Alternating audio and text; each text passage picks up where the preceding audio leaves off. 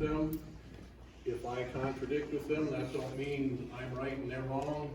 It means we've tried different things, it works for different types of soil in different situations.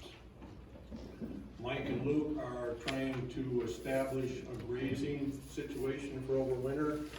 I'm not doing that, so I kinda have a little different goals than they do, that I don't. How I got started in this, 11 years ago, I'd milked cows all my life. Had bad knees from milking in a high stall barn.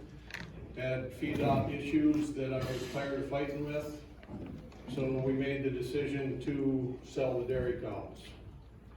We then started buying bull calves, 4 to 5 days old, and we finish them out. So we still have livestock, still have some alfalfa, still have manure to deal with applying.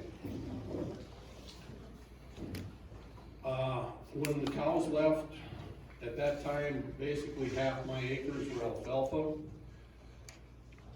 When the cows left, I was full chisel plow, full tillage. The alfalfa left too because steers don't need a whole lot of alfalfa. I knew I had to do something different.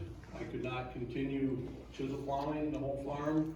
Almost all of my ground is classed as highly erodible.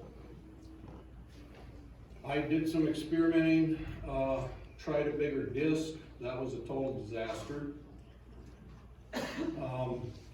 Contemplated no-till. At that time, it was not very popular in our area. A few guys I asked about it, point blank said it won't work. They tried it. So I decided to try it anyway. Took 20 acres down by the woods that nobody could see from the road because I knew it wasn't going to work either. It didn't work too bad. Had its issues, it's got its learning curves.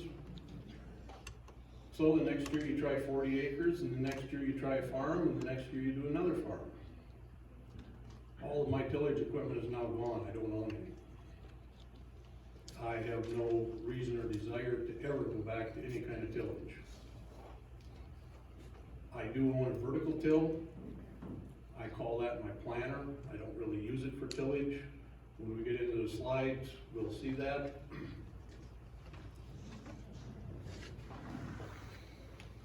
So this was just the first picture Lance took of me, no tilling, beans in the standing rye. I plant everything green. It's all terminated after planting. Here I'm planting oats and alfalfa seed. That is previous year's corn, VT'd with a John Deere 450 drill. It's not rolled. I do have the small press wheels right behind the drill like they had.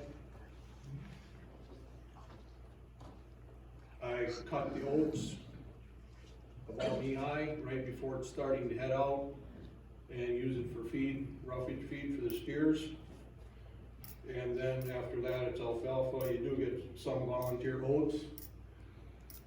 The second cutting also with the alfalfa.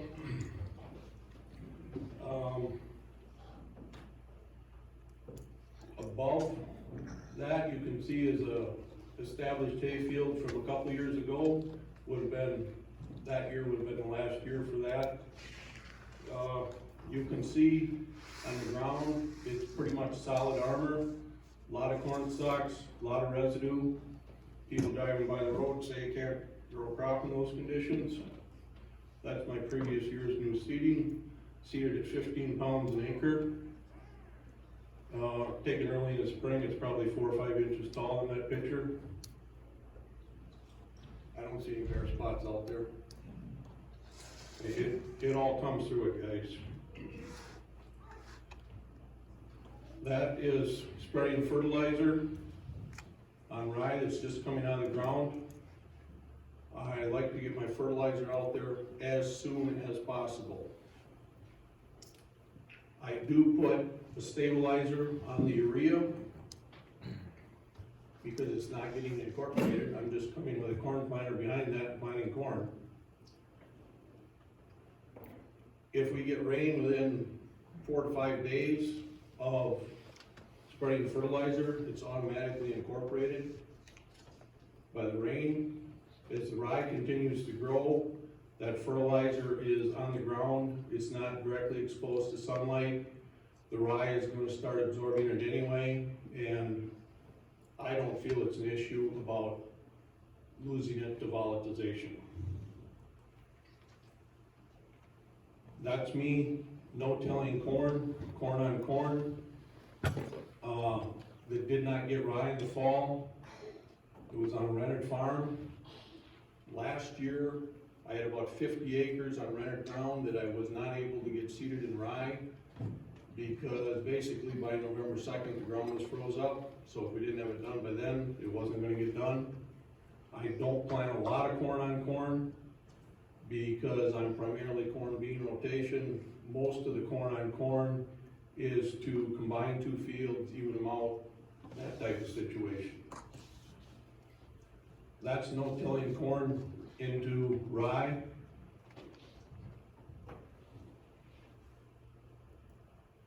I seed my rye at 50 pounds an acre.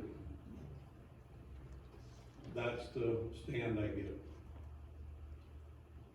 I do use the marker on the corn planter. I can't always find it. I do plant GPS, but on my steep ground down by the woods, GPS always isn't totally accurate. So that is why I still put the marker down. If I can't find it, I use it as a guide. A picture behind the planter. Yes, that planter does knock the rye down, darken it up. I mean, you can see behind the planter, it doesn't look as green as it does before the planter.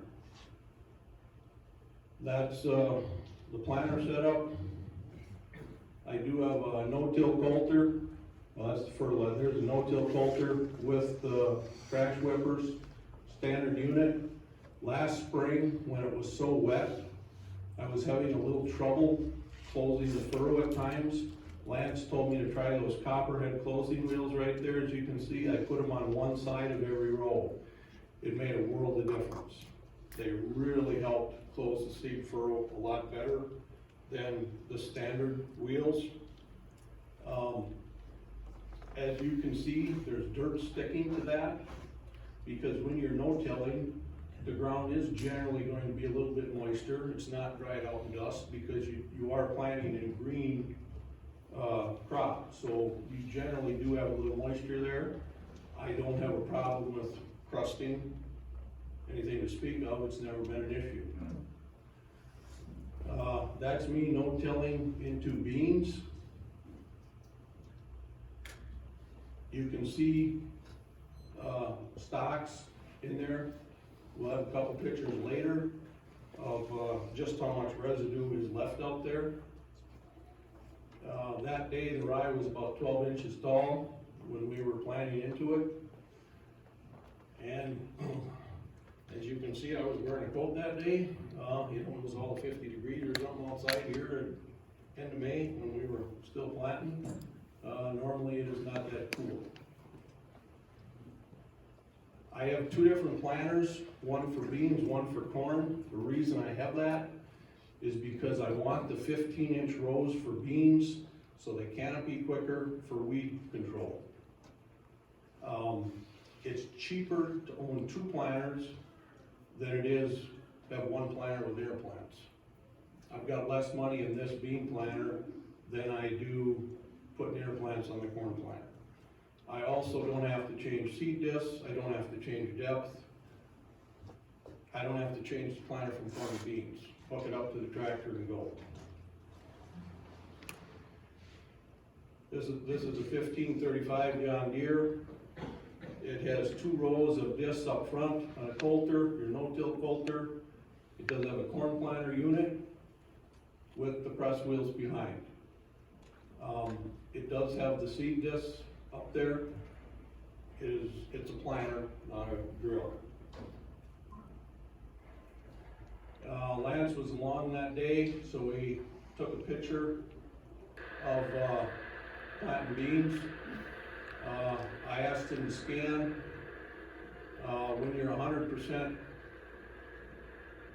green, what I kinda wanted to show is it's a couple miles of just solid green cover crop out there. When I'm planting, there is no bare ground visible. All of my land is solid green when I'm planting, other than a few acres that might not get done in the fall if fall comes too early.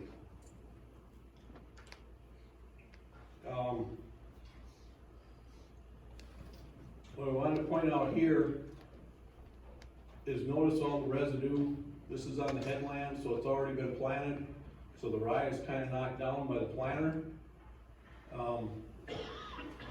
Keep this in mind for later, when the slides go up. That's what I'm planting into. It's green, and it is solid corn stalks there for armor.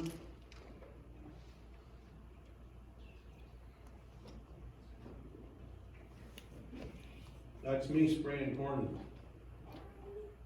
The corn is out there, you can't see it. I don't care where the rows are, I know I'm gonna hit them, can't see them. If you noticed when I was planting, you could visually see some of the ground. As the rye gets taller and canopies and leaves out, it totally covers the ground. I'm seeding at 50 pounds an acre. I question if it needs to be that heavy, because at this point in time, is it starting to give the corn some competition? I don't know. If I drop back to 35 or 40 pounds an acre, I think it would be sufficient.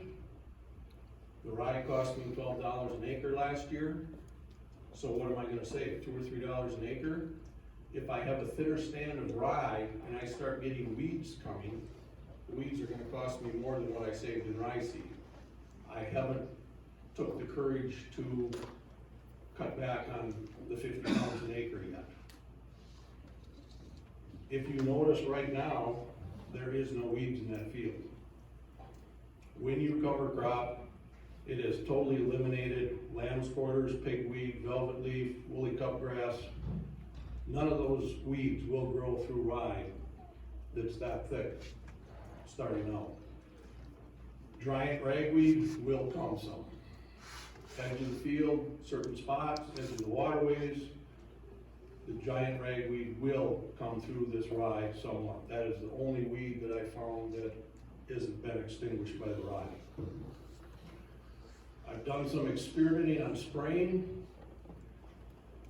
To me, the perfect height is terminate the rye at about 16 to 18 inches tall. The corn is about 3 to 4 inches tall. I have never found sprayer tracks when I'm combining. As long as you don't let the corn get bigger than that, if I hit it on the row with the tractor or sprayer, it just comes right back anyway. It hasn't been an issue that way. I've tried spraying it early, like at 6, 8 inches, right after planting. I've had no yield increase. So there was no benefit to do it, because the taller I can let that rye get before spraying, the bigger the root system is to help hold erosion, and the more biomass I have on top. If you let the rye get over 18 inches tall, your yield starts going the other way. And the taller the rye, the greater the yield loss. If you want to let the rye get waist high, I tried that a little bit, well, it'll literally cut your yield in half. If your rye is 14 inches tall, and 5 days of the next 7 are forecast for rain, you better get out and spray it today, because by next week, you're gonna have the yield loss, the rye's gonna get too tall on you. I spray all my corn one pass. A glyphosate to terminate the rye. I put down a partial rate of Resicor as a residual. So far, I've had basically zero weed pressure in my corn.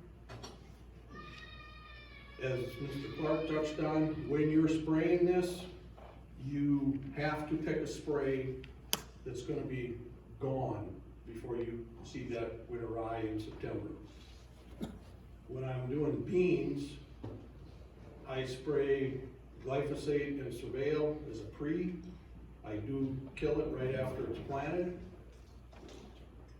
In the past, we've always had to spray it the second time later on. As I've been getting more into the rye, last year was the first year I did not have to spray all my beans twice. We're finally, with the cover crop that's out there, is getting ahead of the weeds so that one pass of beans was enough.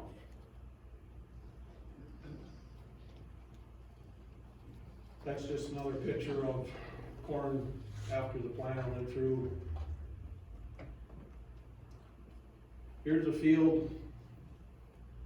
This right here where there's no rye is the corner of the field right by the buildings where I had piled corn stalk bales for bedding. That's why there's no rye seeded there. You can see the corn's coming up.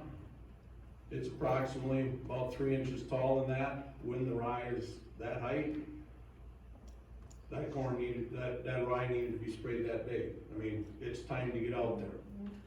Once again, you can see the density of the rye at 50 pounds an acre. I mentioned I had steers. That rye field was covered solid with pen-pack manure over winter. And when it gets that heavy of pen-pack manure, I do use the BT to go in front of the planter. I set the BT about 1 inch deep to cut up that pen-pack.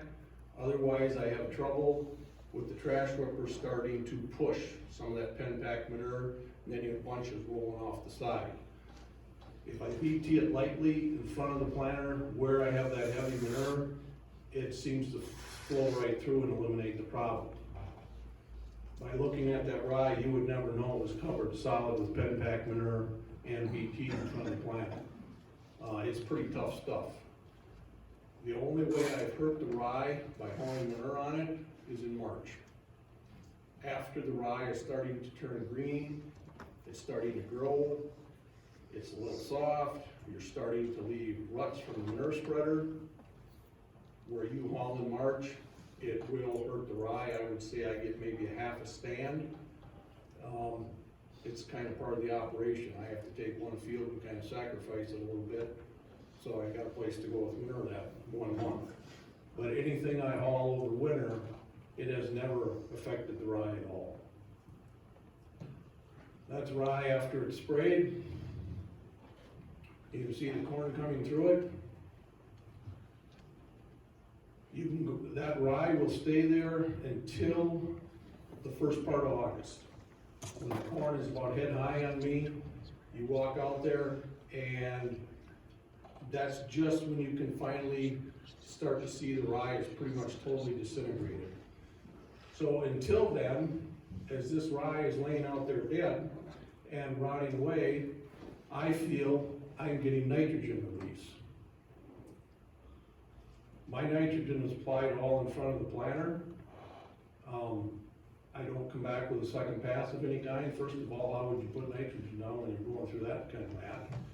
And second of all, I feel I'm getting natural nitrogen release just by all the dead biomass that is rotting away, putting nitrogen back into the corn that it did suck up. The last few years, we've had 2 to 3 inches of rain in an hour, 2 to 3 times per year. I've had zero erosion because that ground's not going to erode very easily when you have that kind of cover on it. That is a picture in the fall I took of after we combined beans. Next slides will show you how that got accomplished. That is rye seed that has been BT'd into the standing corn for after combining beans. Remember back when I was planting beans, I showed you the picture of all the residue. There is a couple of corn stalks here on the very edge of the field that haven't totally decomposed. In the field, they're totally gone. When I'm combining beans, very seldom do I ever see a corn stalk in the ground.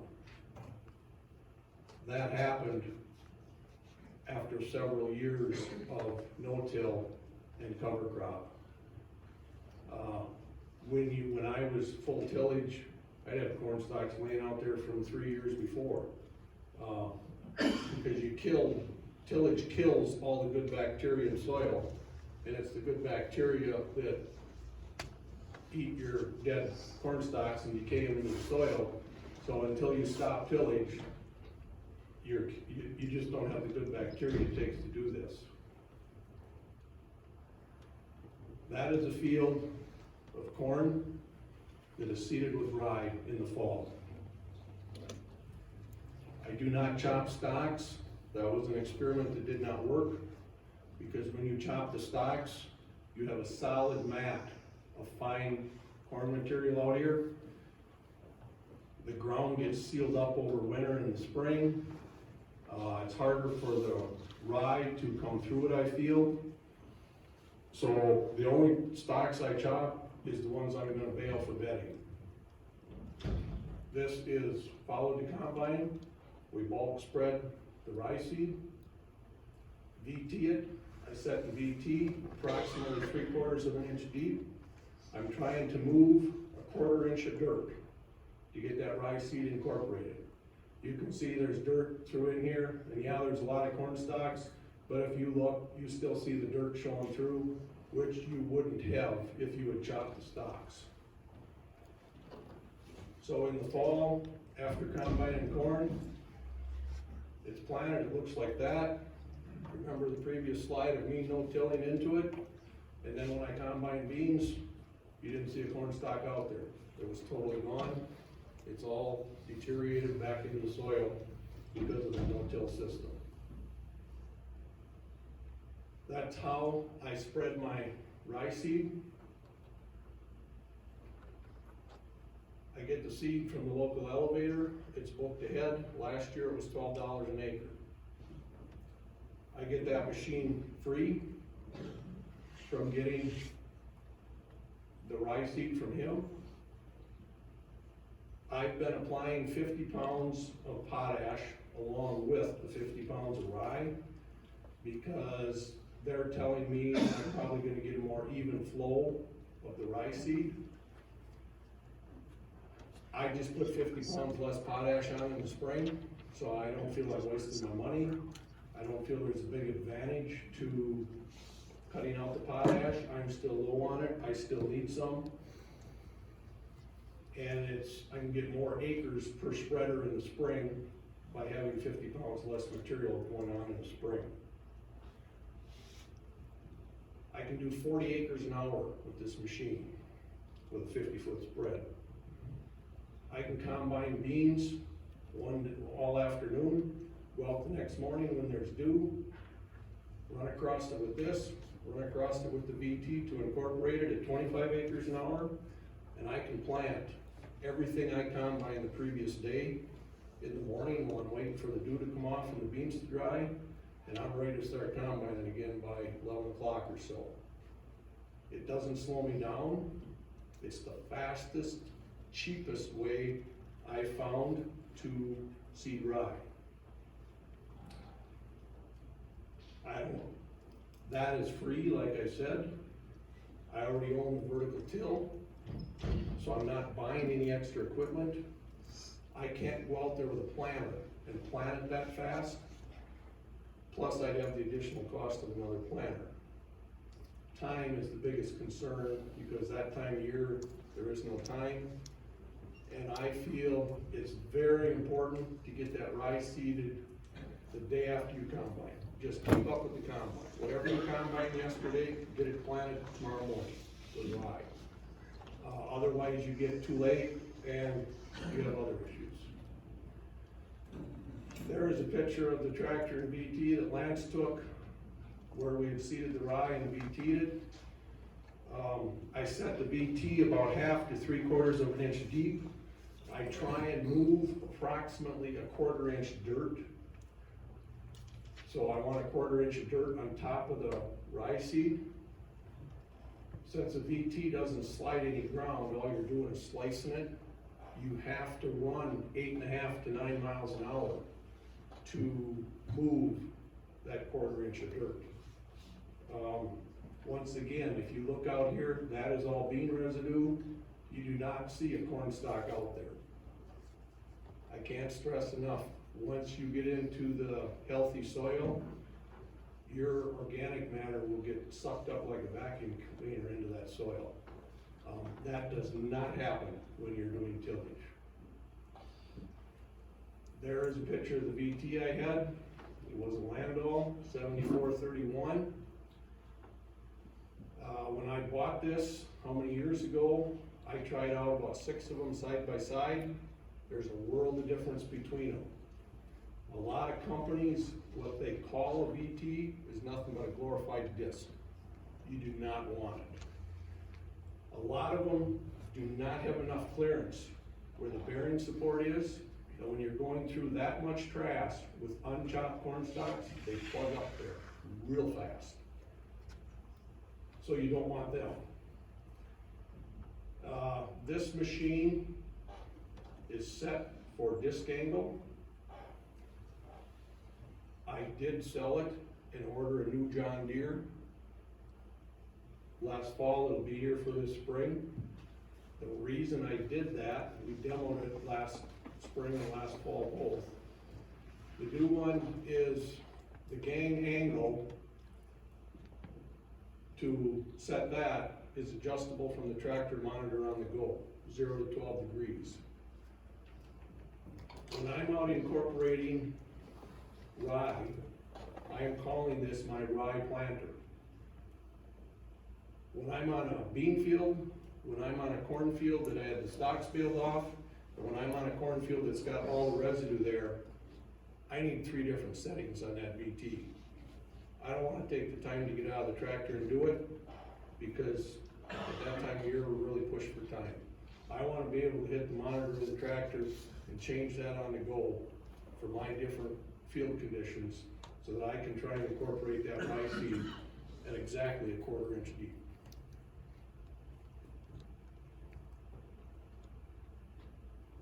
Just another picture of it. Once again, notice there's no corn stalks there in that ground. They asked me to bring some figures, which I hesitantly decided to do. I've always said figures lie and liars don't figure. You can make this go whatever way you want it to go. I took last year's corn average of 229. My price that I sold it for was 365. I forward contract at least 3/4 of my crop. Selling it out of the field is always the lowest point of the year, it seems like. 19 out of the last 20 years, the year corn went up to $6, that was the only year I lost money, or didn't make as much. That gives me $835 an acre for gross at those 2 figures. Last year, my seed was 107, my fertilizer was 109. I put down 122 pounds of N per acre between starter and broadcast. At 229 bushels an acre, that's 0.53 pounds per acre of nitrogen per bushel. U of M says you need 1.5 pounds to grow corn. I assume I'm getting that much nitrogen kicked back out of my rye. Because if I can grow it on 0.53, we certainly don't need 1.5. Spray cost was $22 an acre. My drying cost for electric and LP was 16 cents a bushel I averaged last year on 229 average, that's $37 an acre. My rye seed was $12 an acre. I pay $50 an acre property tax. My set expense was $337.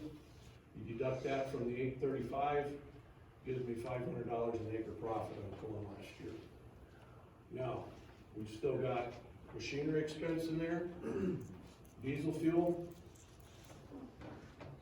And these are the figures I say you can play with and make them count whatever you want to do. When I quit tillage, my diesel fuel consumption dropped by 40% the first year. It chisel plowing is obviously the most gallons per acre of anything on the farm. It's not just chisel plowing, because I had to chop the stalks ahead of the chisel plow because I didn't want the bunches out there.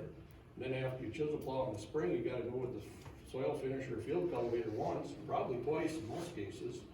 So you've got 3 to 4 passes right there that are now totally eliminated in this system.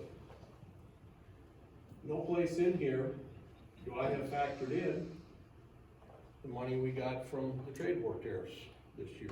Call it Trump money, whatever you wanna call it. That's income, that has to be added on here. When you factor your machinery expense, you can guess a number per acre, but I feel that's a guess. If you wanna know your true machinery cost per acre, you take what you paid for the machine, you take what you got for it when you sold it, you take all parts, interest, tires, any expense you had in that, and then you have to add back all the income tax you saved on section 179 and depreciation by buying that machinery. So when you wanna talk about machinery cost per acre, how do you know what it is till after you sell the machine? You're totally guessing. Some of this machinery is costing us nothing though, because we sell it 10 years after we buy it for the same price or more than we paid for it. Some things you take a big hit on. So I'll leave it up to you guys to plug in your own figures there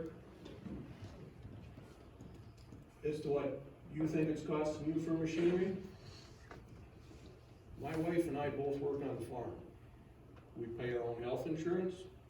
We don't have town jobs. This farm has to make us a living. We have nothing else to fall back on.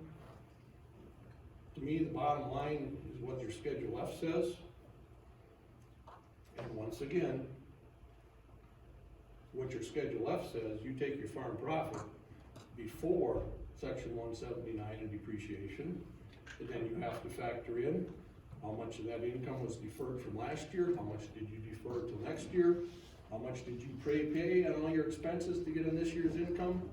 You're still playing with numbers. You can make it come out to what you want it to be. The bottom line is, in our situation, if that farm can't make more than my wife and I can make working in town with benefits, we're not gonna do it. I feel I have to make $200 to $300 an acre profit, average across the board, or I'm going to town and get a job. That's the reality of it all. Soybeans, same situation. That was my average price on soybeans last year that I had booked. My yield on soybeans and corn was both down last year. I only averaged 54 bushels an acre. I have no storage, so all my soybeans go across the scale. That's totally accurate. Normally, the soybeans make me more per acre than the corn. Last year, they didn't. If you're renting ground, you know, obviously that's additional expense, but then you can't charge yourself property tax. A lot of people say you have to charge yourself rent on owned ground. I say, well, fine, then you better add back depreciation on your land too. You know, it's all a numbers game.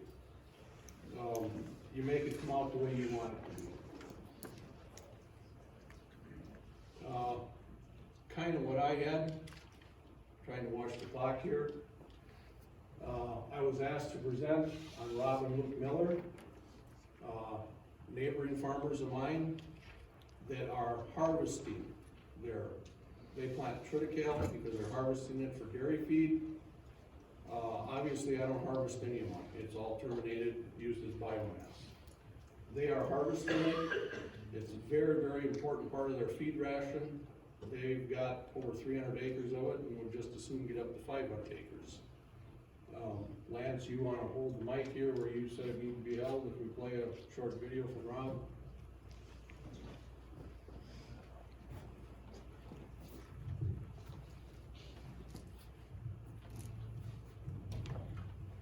That's a picture of their triticale.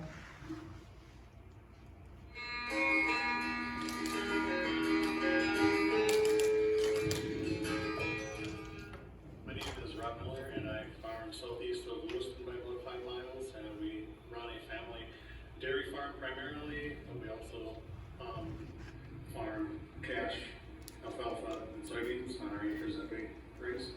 We grew a triticale on all of our acres that we previously in the fall chopped off as corn silage to feed the dairy. I hated seeing black dirt out there, so then we originally started growing it for erosion control. And then after that, we started to dabble in feeding it to the cattle, and found that if you do it right, it makes a very high quality feed.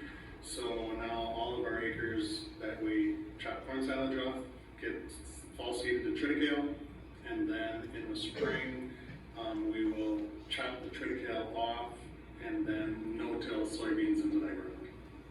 We kind of line it up with the weather because it is a grass, a high volume grass. It can be at times difficult to totally get dry, but we kind of eye it up with the weather, but then also growth stage of the triticale. When you can just first see a couple beards start to stick out of the top, it was typically when that's the highest quality and highest volume. So we cut it with a mower, and then we tet it a couple hours later so that it dries more consistently. And then after it dries down to the moisture that we want, we will run a merger through it to get it ready for the chopper. We'll chop it, haul it, put in bunkers, pack it, and cover it with plastic. It's higher in energy than alfalfa, but higher in protein than corn silage, so it kind of falls right down the middle of the two of them. So and it typically runs higher digestibility than alfalfa and corn silage. So we originally started feeding it to our heifers because we thought it was going to be heifer feed, but now almost all the triticale gets fed to the dairy cows. The primary visual that you can see is less erosion, but you also notice that in heavy rain events, water doesn't pool on those acres, like it infiltrates better.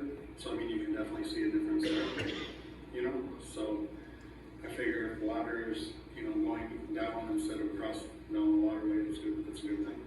Depending on what you're doing it for, if you're doing it for feed quality, varieties do make a big difference. So make sure you check out the varieties that are available and what your intended purpose with it are, first, and then start. I mean, we've been doing it since the mid-90s. So just start. You're going to learn. In some years, don't get frustrated if you have a bad year initially, but there are definitely learning curves. I mean, each year we try adding more cover crop acres every year. So just start small and keep working your way up. So, and this way, if you just jump into it your first year, doesn't turn out well, it can be kind of disheartening. So just start small, and as you get more comfortable with it, then keep increasing your acres.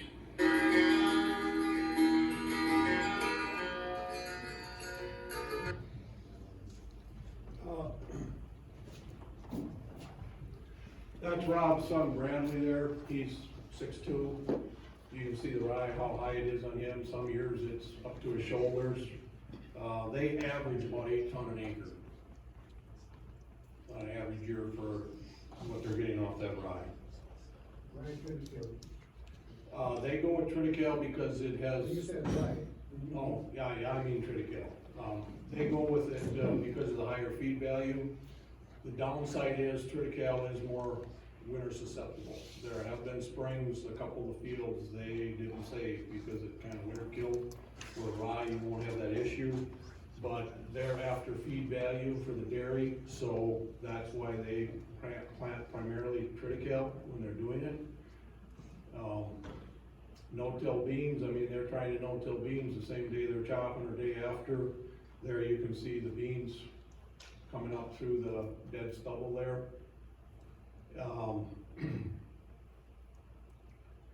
There's his feed sheet for dry matter intake and protein on the triticale. Since they've been doing this, I mean, technically those beans are getting planted almost 3 weeks later than normal beans would be. About the worst yield hit they've ever had is 2, maybe 3 bushels an acre by planting them late. So they're double cropping. They're getting the full value out of the triticale plus the normal crop of beans.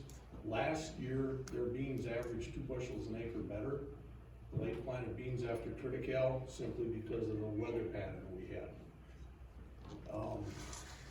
So I mean, it's a really beneficial deal for them because they get the feed that they desperately need and they're not taking a hit on their beans following that. They do plant theirs with a grain drill at 110 pounds an acre. If you're going to harvest it, I would recommend planting it. If you're doing like me and terminating it, I see no benefit to the cost of planter. Just spread it. Time is the most important thing. I'd like to point out a couple things I've learned through this. Sometimes seeing is believing, and you gotta see it yourself or you don't believe it. This spring, Lance was out with his shovel, and I had half of one field I had covered with pen-back manure. We took a shovel and dug under the manure, and there was 3 worms per shovel. We went on the other half of the field where I hadn't got with manure yet, and we had 15 worms per shovel where the winter rye was. So the rye attracted more worms than the manure did. Had to see that one to believe it. DJ Mueller is out there, I see him. He sent a text this spring. He stuck a thermometer in chisel plowed ground in his neighbors and his own no-till ground. There was no difference in temperature because air warms soil faster than sun, and air can penetrate your soil in no-till where it can't be tilled. So the misconception we have to till soil to warm it up is not there. Any of you guys that are on full tillage and want to convert to this, the first year you try it, when you go out to plant, your ground's going to be as hard as this floor because tillage makes your ground turn to concrete.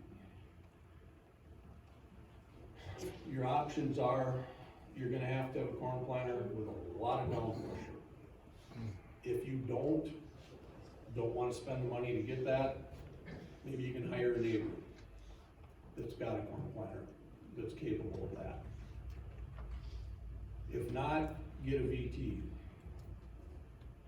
All you're doing is slicing the ground, you're not sliding it sideways, trying to set it close to 0 degrees as you can. Use a VT.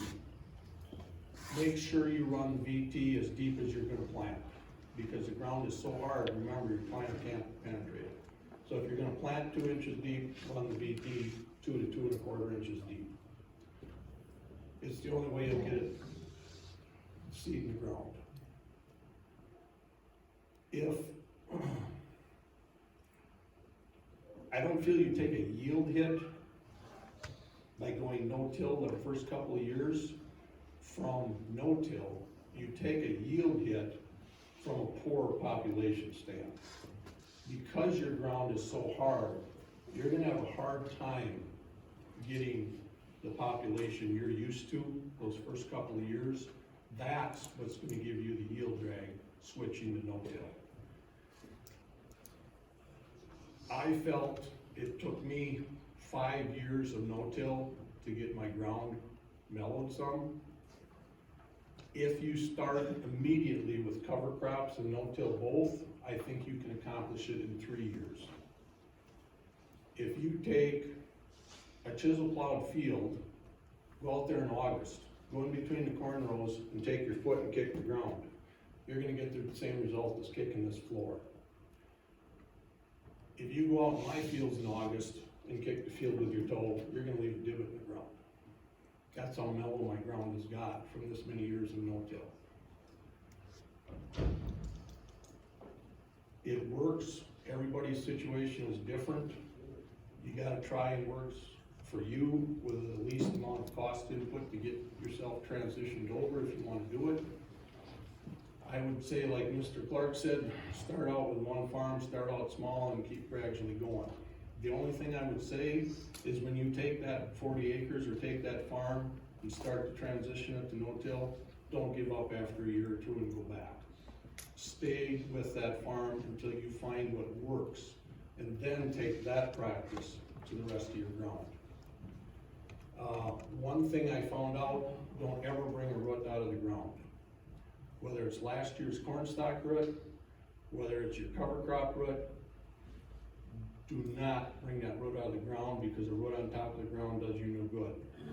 That dead root in the ground, even though it's dead, all your root hairs are still there for erosion control. You're building organic matter, it's biomass in the soil, that's what your bacteria feeds on. When you take tillage and tip it up, that root does you no good laying on top of the ground. You just defeated what you're trying to create. One thing to watch when you're talking about depth of a VT, aggressiveness of a VT, that's why a disc will not work. The disc brings all the roots out. You're sliding all the ground sideways, tipping the ground upside down. That will not work in this system. If you VT too deep, or your VT is too aggressive and you start bringing roots out of the ground, you gotta readjust it. You gotta get it back to 0 root on top to make the system work. Sean's telling me I'm out of time. So I guess,